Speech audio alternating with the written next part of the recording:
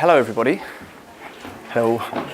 So my name is Rob, and as you know, I'm here today to talk to you about writing your motivation letter for your university application. Okay. So first of all, we're going to look at what we're actually going to talk about today. So first today, we're going to talk about the different types of motivation letters that you might have to write. This is depending on which university you apply to, for example. Today we're also going to look at the common themes and topics for all motivation letters.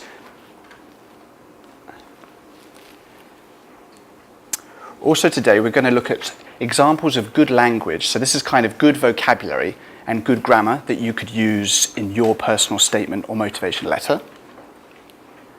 Common errors. Today we're going to look at the kind of errors that students make in their applications, but because I have experience of being in Korea, I can help you with the kind of errors that my students in Korea make.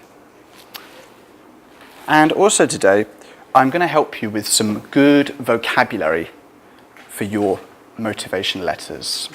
Okay, so let me next introduce myself a bit more. Now, as I said, my name is Rob Andrew, and I'll tell you a little bit about my experience and my situation. I'm an English teacher, and I've been teaching English for 10 years. Now, I work at the British Council. Have you heard of the British Council? You may have heard of the British Council because the British Council, they do the IELTS exam, okay? Now, when I say IELTS exam, some of your faces smiled, but some didn't look too happy. Well, I'm an IELTS teacher, and I've been teaching IELTS for a long time, and I'm also an examiner, okay? And also something else which is useful experience for today's situation is that I used to work in London, and so lots of my students went to university to study master's degrees. What this means is I've helped a lot of students with personal statements and motivation letters, okay? And hopefully I'm going to be able to help you today as well. Okay, so let's continue. Now, today I introduce myself to you, and there's going to be a couple of times today when I'm going to ask you to work in a team with the person next to you to discuss something, okay? Don't worry, this is not English class, but I may ask you to talk to the person next to you on a couple of occasions. So before we do that, I think now could be a good opportunity to introduce yourself to the other people here today. So what I'd like you to do is, as you're sitting here, do you think it would be possible now for you to just introduce yourself to the person on your left and the person on your right? Just tell them your name. Tell them what course that you will study in the future, okay? Go ahead and just do that for 1 minute now. Would you like to? Go ahead, guys. Okay, everybody, if I could have your attention again, I hope you had a good opportunity just to introduce yourself to the person next to you. What we're going to do next is we're going to talk about the different types of applications. Now, in my preparation for helping you today, I've studied a bit about the applications, the typical applications for the universities in Sweden, and I've seen that there are two main types. Type 1 we can call the personal statement. Now, the personal statement looks a little bit like this. Can you see it's a continuous piece of writing that's kind of your own writing? And there's also another type of application, which we're going to call the application form, which looks more like this. Can you see, for example, it's more structured questions, 1, question 2, 3 and 4, etc. Okay. Now, what we'll do next is we're going to talk about the personal statement. Now, can you see in your handout, you've got a copy. This is on page 2, and it looks like this. Now, let's say that this is a model personal statement, okay? Let's not say perfect, but model. Good example. Okay. We're going to talk about this. And first, I'd like you to take a look. Can you see how many paragraphs? How many paragraphs are there in this personal statement? I think, yeah, you're going to find that there's 8 different paragraphs, okay? Now, I want to talk about what is the difference between these paragraphs. Now, the best way to do this is to talk about this personal statement in terms of sections. Section 1, Section 2, 3 paragraphs, Section 3, and Section 4. Okay. Now, I have a question for you. Can you see the difference between these sections? Okay. What you can do now is I can give you a couple of minutes to read this model personal statement. Don't worry about any complicated vocabulary. Don't worry to check your dictionary. But what you can do is you can try to find what is the difference between, like, what is Section 1 main topic? What is Section 2 main topic? 3 and 4. Go ahead and take 2 minutes now to see if you can find this information. Okay, everyone, let's continue then, and let's look at these specific sections that we talked about before. So, first of all, Section 1. Can you see any topic that you thought could be good description of this section? Well, I think this is the introduction, okay. Now, next is Section 2. Did you think of anything, any idea of what is the topic of Section 2? I said, your interests and your motivations.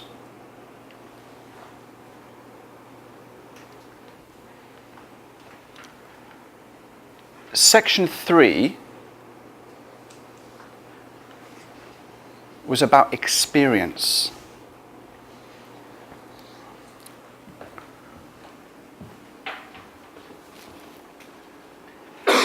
And Section 4 is about your future plans.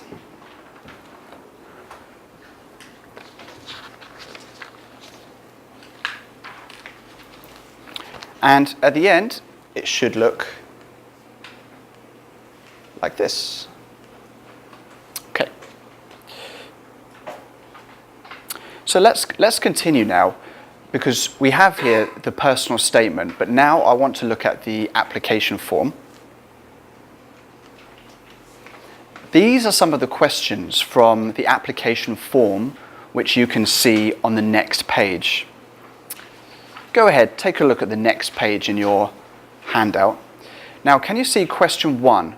What is the main topic of question 1? It's asking about your interests and motivations. In this case, it's the interests and motivations of the subject. Question 2 is interests and motivations again. But this is of this specific course at this specific university. I guess this is the university here. And I've got one more example for you. This is, we'll skip to question 4. Look at question 4. What is the main topic of question 4? It's again about your future plans. So what do I want to tell you today? I want to tell you that basically, if you're writing an application form or a personal statement, there are some topics which are similar, which keep coming. Number 1, interests and motivations, your experience, and your future plans, okay? Common for both the personal statement or the application form. Okay, so now we've looked at the main structure of the personal statement and the application form. I'd like to talk to you about what you're going to write in the different sections of your application form or motivation letter personal statement. So first today, let's talk about this specific section which we're calling the interests and motivations. I've got some examples today of good vocabulary and good phrases which I encourage you to use when you're writing. Let's take a look at these examples. So, look at number 1. It says, in my bachelor's degree, I particularly or really enjoyed the organizational behavior module. Now, why is this a good phrase?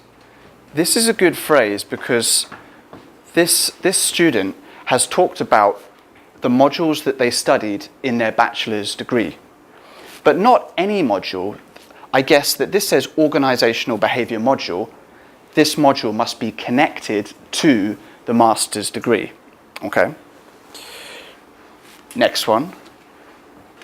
I became interested in, inspired by, engaged by, for example, economic theory because. Can you see that it could be common that my students will write the same vocabulary words again, but this is helping you with a bit of variety. They basically have the same meaning: interested in, inspired by, engaged by. This is another example which is similar. I found a module interesting, inspiring, maybe even fascinating. Okay.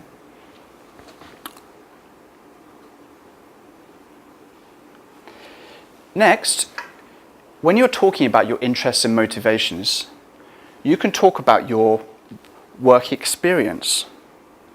In fact, you can talk about it says here work experience or job experience has motivated me to study a specific subject. You can also talk about your academic experience and why this has motivated you to study the master's course. Here's another example. My experience of working, ing, as an intern for a company has made me interested in this master's course because, etc., etc. Okay. Now, next we're going to look at some common errors which are made by candidates. And, oh, sorry, I missed one vocabulary word at the bottom. Yeah. We're looking at common errors made by candidates applying for master's courses. Number 1, lack of detail. Let me give you an example. I became interested in international relations because of my bachelor's degree. Well, that's great, but we need more detail. Let me give you an example. I became interested in international relations because of the modules I studied at my bachelor's degree. An example is blah, blah, blah, which introduced some of the most dominant theories of writers such as X, Y, and Z. It was fascinating to study the ideas of X and his or her theory of liberalism. I think this candidate is politics candidate, but why am I showing you this? It's because this candidate has given an example to support their interest, and also this candidate has talked about specific authors, specific terminology, vocabulary which is related to the course that they will study.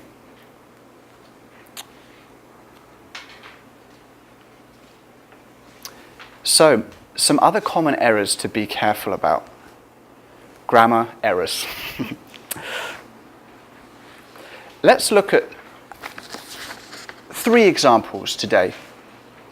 1, 2, or maybe just 2. Now, this is to do with English collocations.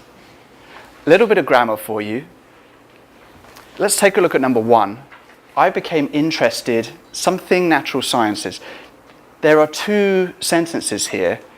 Take a look for 1 minute. Can you see which is the good combination? Go ahead and look for 1 minute. Can you decide? How about number 1? I became interested. What do you want? What do you think? I think I heard over here. What was it? Yes. I've read many times in my life. Interested of, interested with. They're not right. My experience of. Any ideas?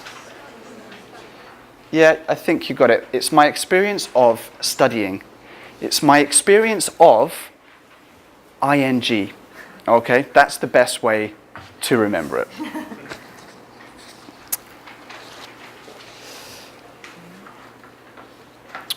Okay, so we talked about interests and motivations. Do you remember that was section number 2? Now, section number 3 was talking about your experience. So we're going to do the same thing again. Next, we're going to look at some good vocabulary phrases for this section, okay? Start with number 1. I have 2 years work experience as an administrator for the British Council. Now, can you see, this is a good phrase because it's introducing with good grammar the job title and the company. My job experience has provided me or given me experience of practical research. So this is talking about what in your experience is connected to your master's course. This person has some practical research experience connected to their master's course. How about you? This is a good vocabulary phrase for that situation. I gained promotion to a manager. Congratulations. This again, good grammar.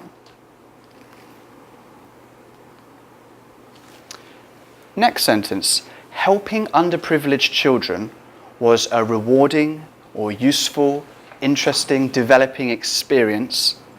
This is another style of sentence which I recommend to you. Why do I recommend it to you? Because this candidate has started the sentence using the ing gerund. It's just a little bit more advanced way to use English than always starting with, well, in a different way. But I recommend. And next it says, my job or my experience or my project showed me the importance of teamwork, communication, leadership. Now, can you see that this candidate has started to talk a little bit about their soft skills? What are soft skills? These are kind of character skills. And the examples we can see here are teamwork, communication, leadership. Later, we're going to talk more about soft skills, but this is a good example of a phrase which is introducing your soft skills. Okay, so next, let me help you with some common errors again. Number 1 is the similar situation of lack of detail. Take a look. I have 6 months work experience as an intern for KB Bank. Now, how can we give this phrase or this idea more detail? Take a look. I have 6 months work experience as an intern for KB Bank. At this time, I had duties including market research, data input, customer services. These duties helped to improve my blah, blah, blah because. Now, what did this candidate do? This candidate has given more information, not just about their name of experience and company, but what they actually did. So what did they do? Can you see? Market research, data input, and customer service.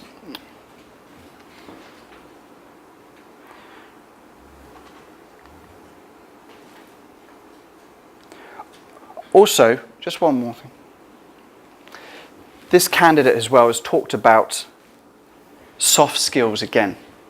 They talked about improving their communication. They talked about improving their teamwork. this candidate has said how their experience helped them improve their skills, which is a fantastic thing to write. Okay. Again, grammar errors. Are you ready? Today we have 3 grammar errors here. Take a look for 1 minute. Can you see which is the good combination? So what do you think? Number 1, I have experience as a researcher. Okay. If you're a researcher is a job, I would say I have experience as an examiner, as a teacher. But this is the combination when you're talking about your job. Experience as something. I worked for, when you're talking about your company name, this is the combination you want to use. Working for. And talking about promotion, I was promoted. Did you find which is the good combination here? I was promoted to a manager. That's it. Okay. Great. So we've talked about interests and motivations. We've talked about experience. Do you remember section 4?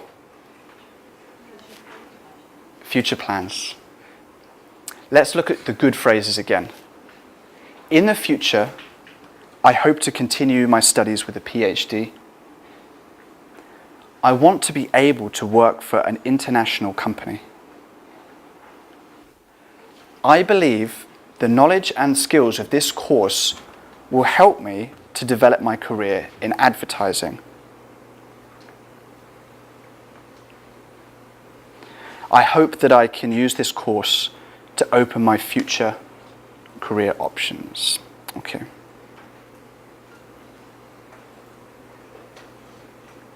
This is good because they talked about how will the course, the master's course they want to study, how will the course help the candidate's future? Okay. So, again, let's look at the problem of when there is a lack of detail. In the future, I hope to be a teacher. Let's look at an example with some more detail. In the future, I hope to be an elementary school teacher. I would like to help make changes to old-fashioned teaching methods in my country and teach inspiring lessons to my students. I believe a course at Lund University, for example, will help me achieve these plans. Now, this candidate, what did they do for more detail? They gave examples of their future plans. It says here, making changes to old-fashioned teaching methods, teach inspiring lessons. And also, this candidate did something which we talked about before, which is this candidate said how this course will help them. They said, I believe that this course will blah, blah, blah. It's a very simple phrase, but it says, I believe that this course will help me achieve these plans.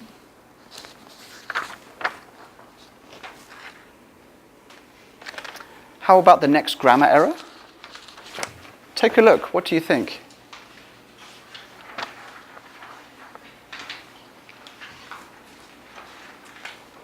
So what's your ideas? We've got, I want to be able to, yeah. Again, I've read a lot of times my students write, I want to be able to but this is our good grammar.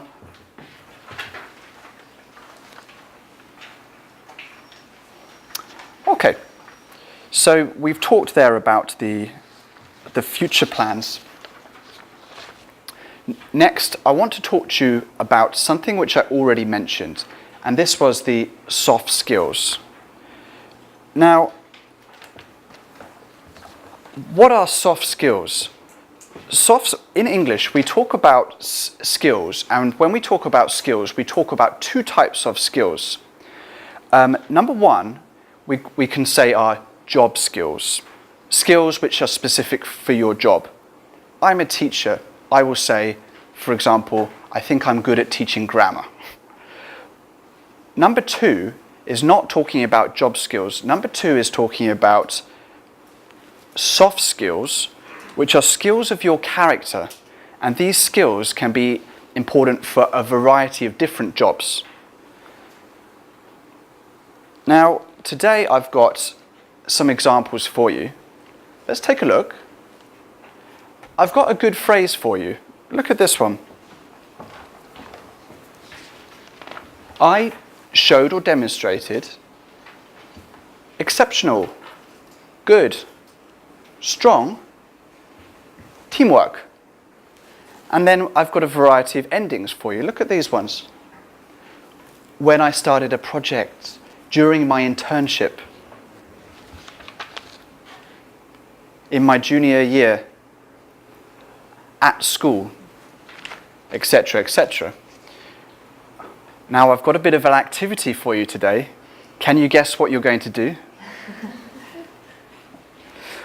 Take a look for a couple of minutes.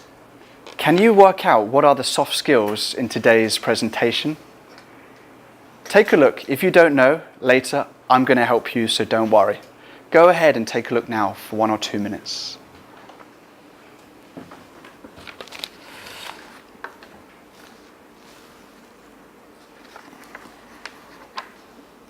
Okay, everybody, let's talk together. Now, I feel like I should have some prizes at this stage of my presentation to see who can guess the correct answer. Well, number 1 is done. Number 1 is teamwork. How about number 2? Anybody guess? Did anybody guess any of them? Anything you found here? Concentration. Oh, almost. Concentration not there. Similar. Communication's there. Any others you found? Resilience is there, yeah. Any others? Creativity. Let's take a look together.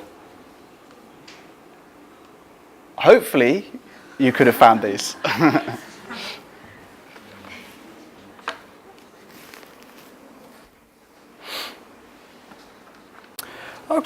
Okay, so far today we've had an opportunity to talk with the person next to you a little bit. Do you remember I said that today we're going to do a little bit of practice in teams sometimes? Now is your time.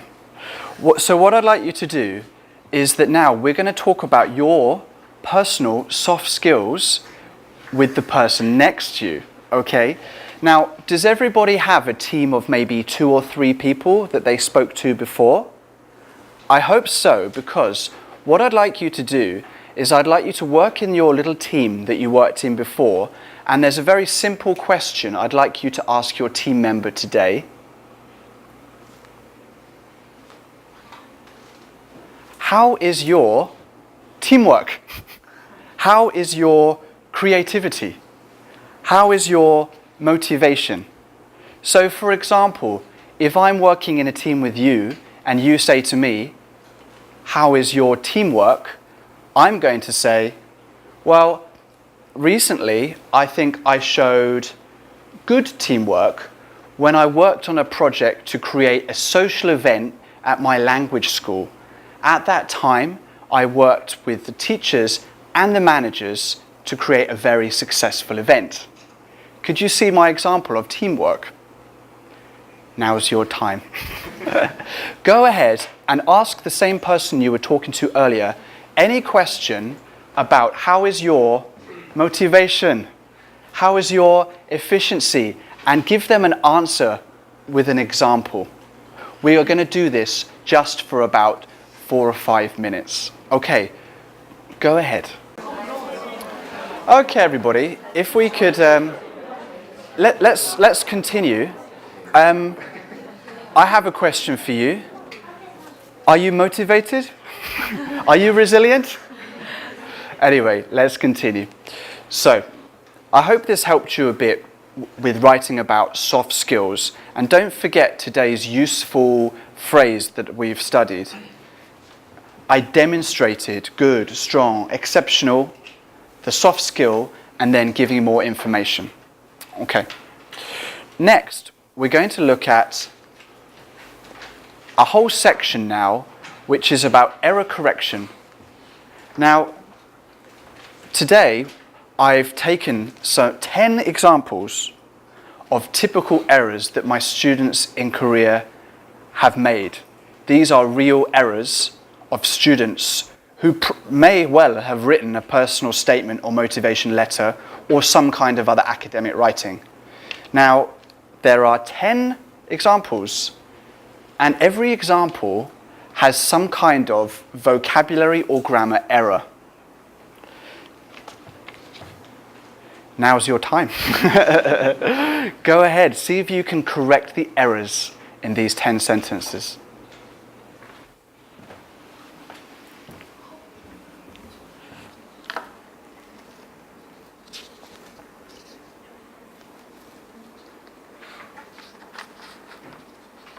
Okay, everybody, so I hope you have some good ideas about some possible corrections. Let's talk together. So how about number 1? I have interested in how to improve society. Did you find the error? How can we change this one? I am interested, okay? I am interested in how to do something. Number 2, the course includes the things what I studied in my bachelor's degree.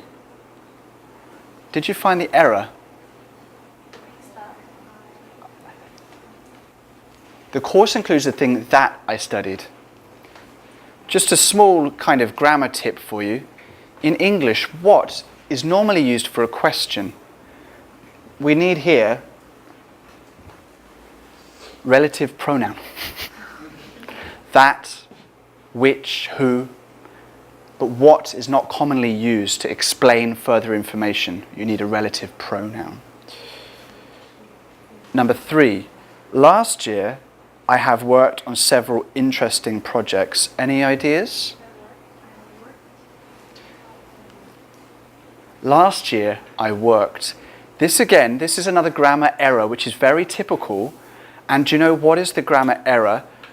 Last year, is last year a finished time or a time which continues? It's a finished time. English grammar rules are that if you talk about a finished time, you need to use grammar for a finished time. That's the past simple. I worked, it's finished. Okay. Number 4. I have been studied ecology since high school. Any ideas? I have studied. Now, the grammar error that my student made is that they said they used the passive. Okay? Sometimes the passive is a very useful piece of English grammar, but my students, when they write formally, they start to use it too much. I have been, I have been, I have been. But it's not necessary most of the time, okay? Today's presentation is not about English grammar, but I do recommend to know the grammar rules of the passive in English when you write your motivation letter. Number 5, I had an exchange student program at university. Any ideas? Oh, maybe nobody got this one. No points. I did an exchange program. Now this is about English collocations. Collocations in English is about verbs which go to get words which go together. Okay? And basically we do not say to have a program. A university could have a program, but a student does a program. Number 6, the project was interesting, helpful, improved my communication. Any ideas? Okay, I think I heard it. The project was interesting, helpful, and improved my blah, blah, blah. So what do I want to show you? I want to show you that if you write a list of items or things you want to say, you separate them with commas, but the last item always has to have and. Okay? Don't forget that.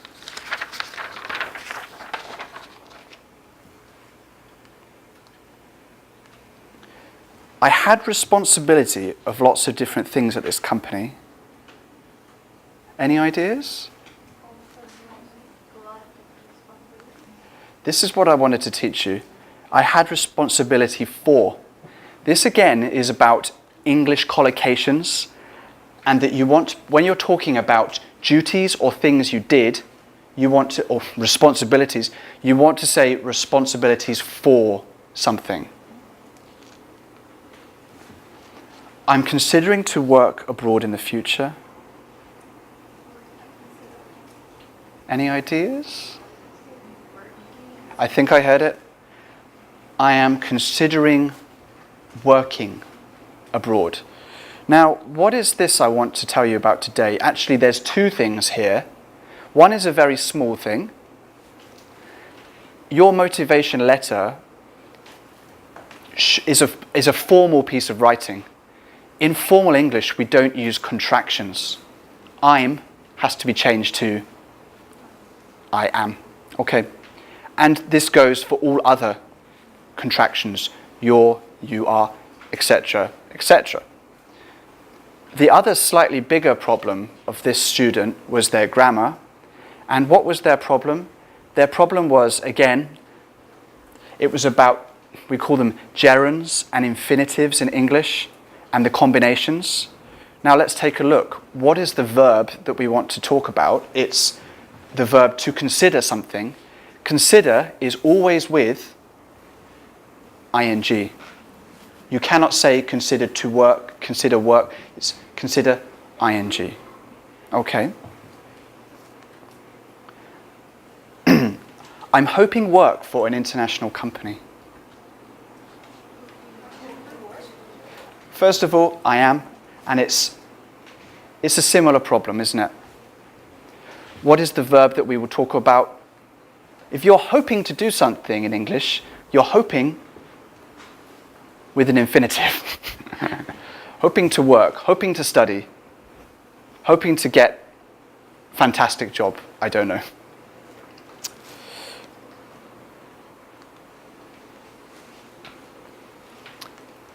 And number 10, the experience was a huge turning point of my life. This is a very small error, but let's talk about it. Any ideas? It's actually this one. Turning point in my life. In English, we have fixed expressions. Fixed expressions are horrible for my students because they have lots of different words. Turning point in my life. And if my student makes one small error of one word, it doesn't sound natural. This is an example of a fixed expression, okay? You should say a turning point in my life. Okay. Okay, everyone. So, we've done some error correction. Next is just a summary. We're coming to the end of our time, but I think something important before we finish is to make sure that, is to remind you about the three most important parts of the motivation letter. And why do I say this? Because if you're doing a personal statement or you're doing an application form, every time you write the answer to the question or write a paragraph, you should be thinking about what do I want to say? And almost always you're going to want to say, number one, about your interests and motivations, your experience, and number three, your future plans. Okay. So, one more thing to say is good luck. Okay. Thank you very much for coming today, and I hope it was useful for you. Thank you.